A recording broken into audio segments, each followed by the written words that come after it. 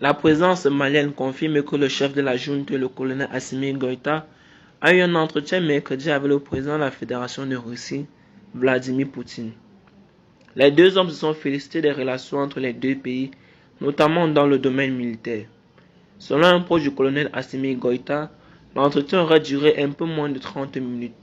Le chef de la junte a commencé par remercier Vladimir Poutine pour la qualité des relations actuelles entre les deux pays.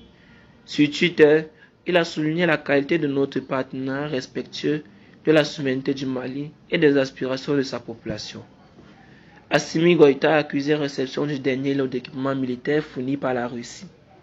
Il s'agit d'avions de combat de transport officiellement livrés la veille de l'entretien téléphonique. Les conditions d'acquisition des appareils n'ont pas été révélées.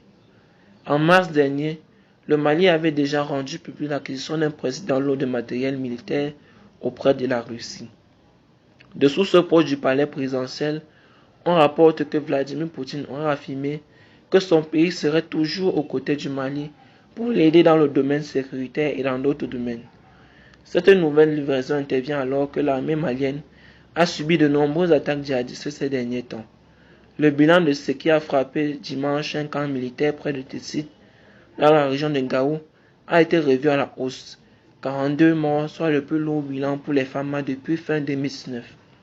Le gouvernement a confirmé ce bilan de 42 soldats tués dans un communiqué publié dans la soirée.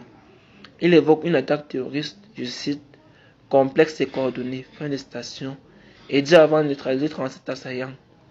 Un deuil national de 3 jours a été décrété à compter de jeudi.